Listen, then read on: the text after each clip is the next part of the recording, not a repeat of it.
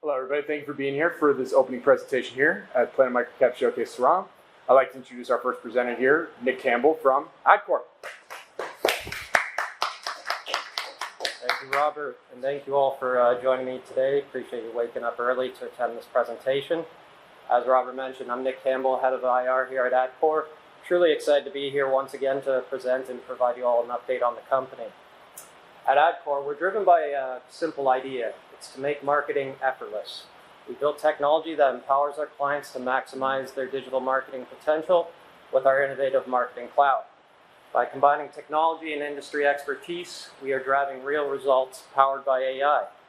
Through this presentation, I'll walk you through who we are, the market opportunity we're capturing, and how our technology is shaping the future of performance marketing. Just before we begin, please bear in mind, there will be forward-looking statements today. Adcore, as I mentioned to you, is a leading AI-powered marketing technology company.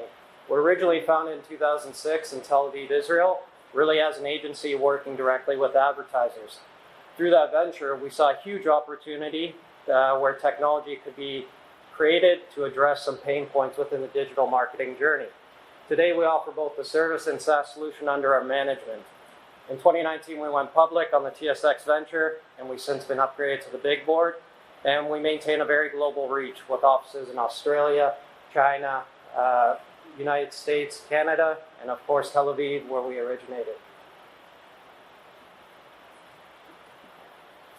So as I mentioned to you, Adcore's vision is quite a simple one. We believe marketing should be effortless. We're focused on removing the complexities to help our advertisers unlock better performance with our advanced technology. Looking at the company from the capital markets perspective, coming off one of the better quarters in our history being Q4. The reason for that being is we've seen a number of initiatives really take hold. The first being one of our apps, Media Blast, which is very popular in the Asia Pacific region, and a lot of success on the service side with our Australian office. In addition, we're focused on efficient operations. So in Q2, we saw our gross margins up to 47%. This is an improvement from 30% back in 2021. We continue to see the fundamentals improve, and we expect this to continue as technology plays a bigger role in the company's revenue stream. To continue on the efficient operation theme, we are profitable year over year on an adjusted EBITDA basis. Much of our cash flow, if not all, is being reinvested into R&D and technology, where we can see scalable growth. And most importantly, here at Adcore, we're entrepreneurs. So all the technology you see today, it's all organic, developed in-house here. We're creating the next generation of tools to enable marketers to unlock better performance. Looking at the industry in which we operate, it's massive and it's growing at a strong pace. From roughly $900 billion in 2023 to $1.1 trillion in 2026. This is enormous growth, and it's a huge opportunity for companies like Adcore who help advertisers operate efficiently and in an increasingly complex ecosystem.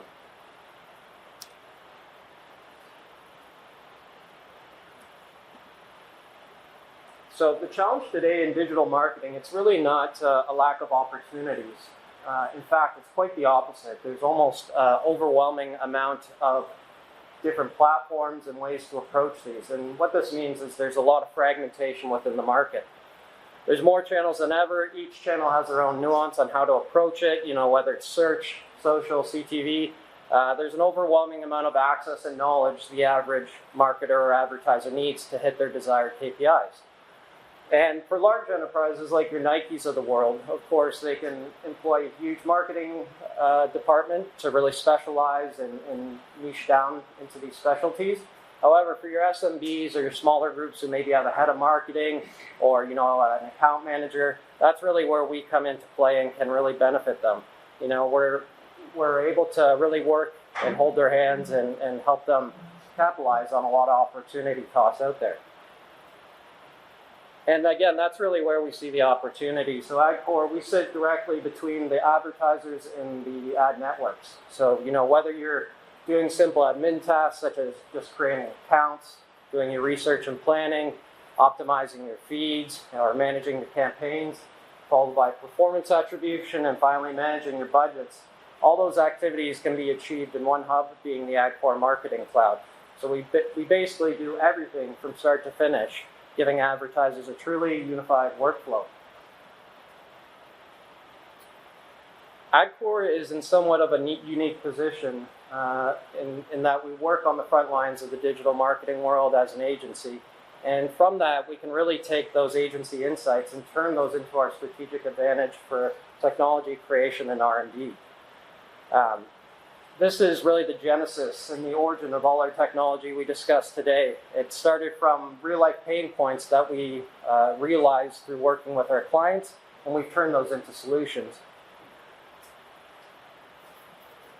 And to take another step back and kind of go over the origins, again, originally as a performance-based agency, we were really focused on campaign creation, creating tools that could allow our clients to get the best return on ad spend and hit their metrics.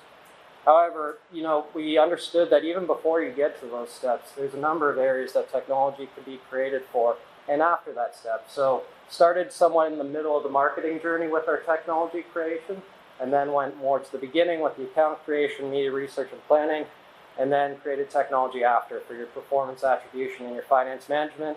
So now we have a full ecosystem that does everything from start to finish.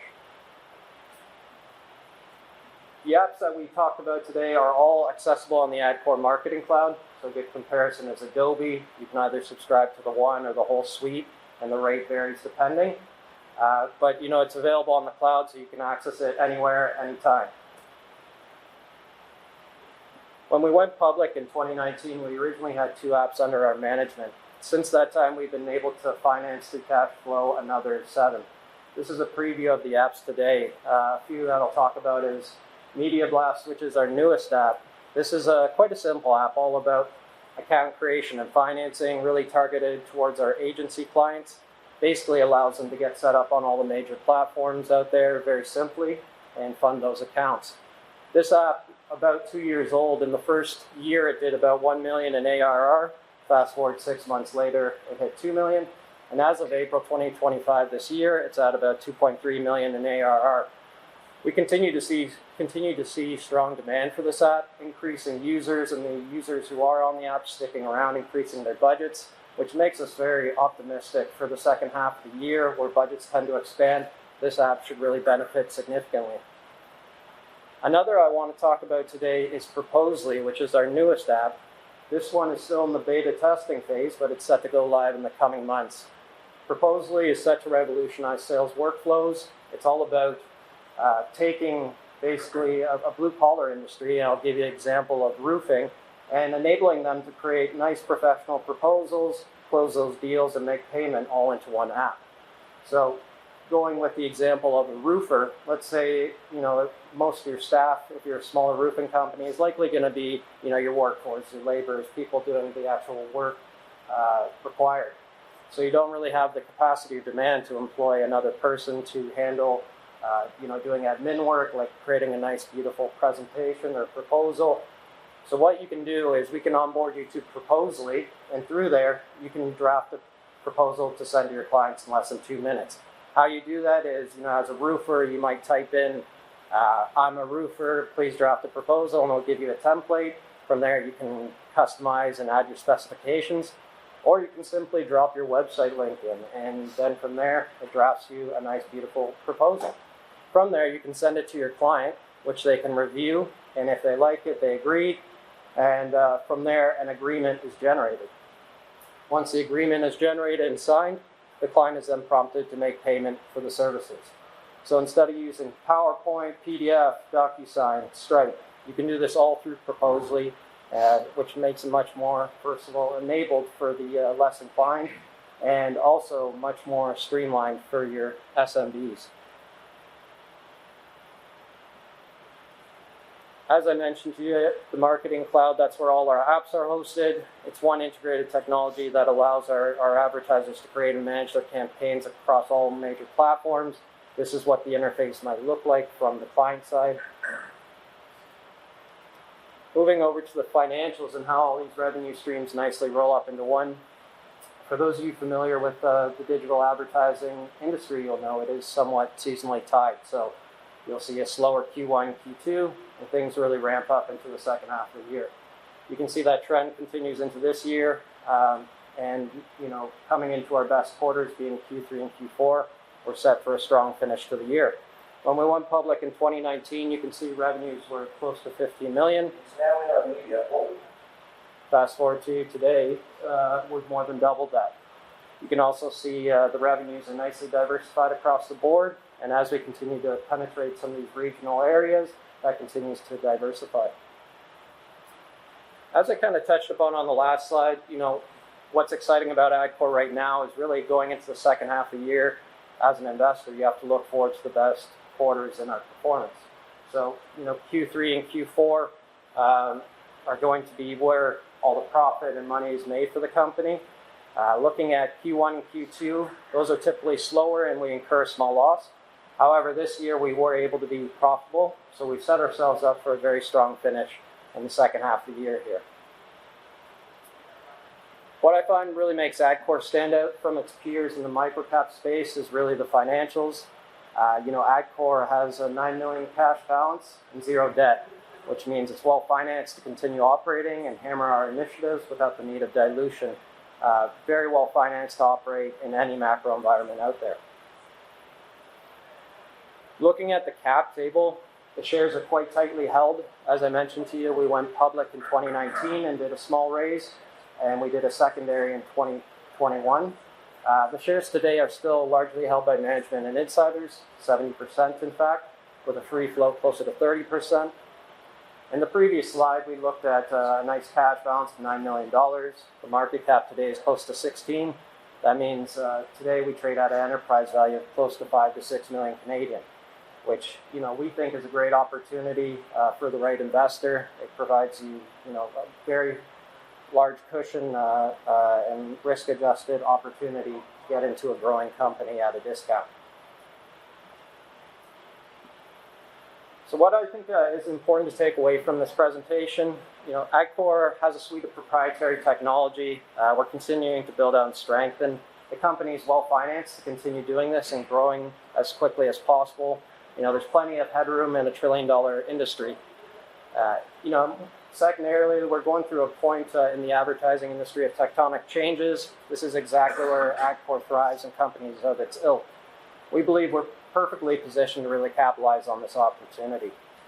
And at this time, I'd really like to pass it over to the floor to see if there's any questions and do Q&A. Yes, sir. People talk about competition and what's the biggest step you have to... Of course, yeah. So, with our suite of apps being as robust as they are, we talked about how they can do everything from start to finish. There's probably a comp for each app, I'd say. So, for example, our Feed Editor app, which is all about enriching your product feeds and exporting those out to ad networks. That one, I know there's a comp locally or in, I believe, the North American region called Feedonomics. But what really makes Adcore stand out from its peers is really the robustness, being that we do all those activities into one hub, whereas a lot of our competitors would specialize in one or two of these applications. So, there is definitely the performance attribution and a lot of the different tool side, there's competition. But I think what makes us stand out is having it all unified into one hub and not needing to have multiple subscriptions. You take that one step further. If I run a roofing company, Right. What's the value proposition? I think you mentioned proposal. What's the full value proposition if I'm a roofing company? If I'm a Yeah, so for a company that's service-based like a roofer, a lot of those applications might not be as crucial. They're, I'd say, more geared towards e-commerce clients, a lot of them. So I'd say, with the suite of apps, again, you can buy one or the whole suite. As a roofing company, it would probably make sense to just buy the Proposally one.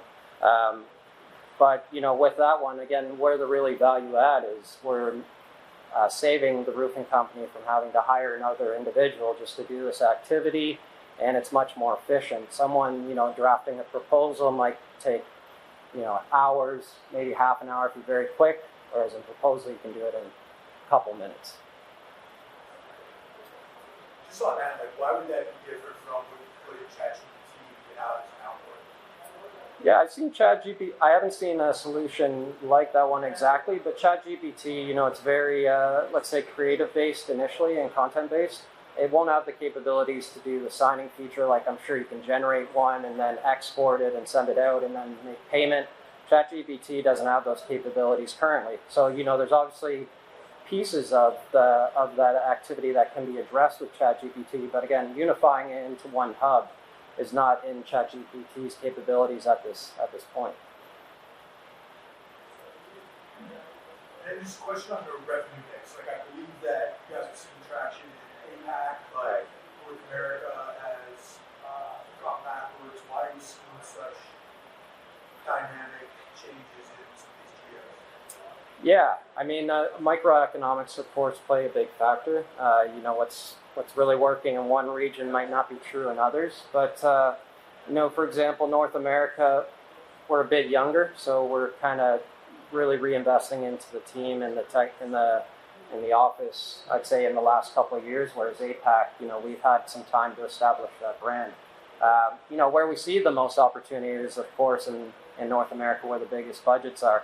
But I'd say we're a bit earlier in our growth infancy and really establishing the brand. And, of course, with clients, there's natural churn. So, I think in the coming years, we expect North America, obviously, to be our strongest. But it just takes some time to really build out the brand in that jurisdiction.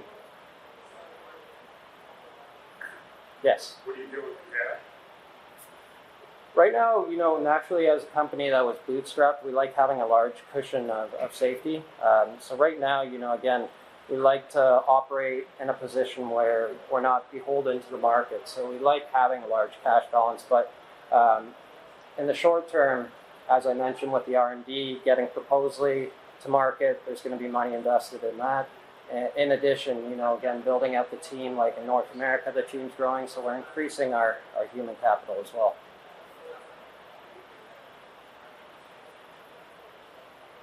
Very good, guys. If there's no other questions, again, I'm Nick Campbell. Thank you very much for attending. Oh, sorry. I saw that a lot of sales from different cities. Right. And more details about what kind of times and the figures of files, like which industry. Yeah. Yeah. Yeah, so Asia Pacific is really, again, dominated by, first of all, the Australian side on the service-based revenue stream, in addition to on the technology side, Media Blast. So I'll start with Media Blast, which is really an agency tool. So, we're an agency in how we operate with our clients, but there's other agencies in the APAC region that need a service like Media Blast to keep their ads online and get established on the major ad networks. So the clients there are really in Southeast Asia for Media Blast. In Australia, a lot of the clients are going to be your e-commerce, kind of SMBs, not enterprise level, but pretty large clients that are looking to improve their performance marketing online and sell more products online. All right, well, very good, guys. Thank you all for attending. And again, I'm Nick. Hope you guys have a nice rest of the conference.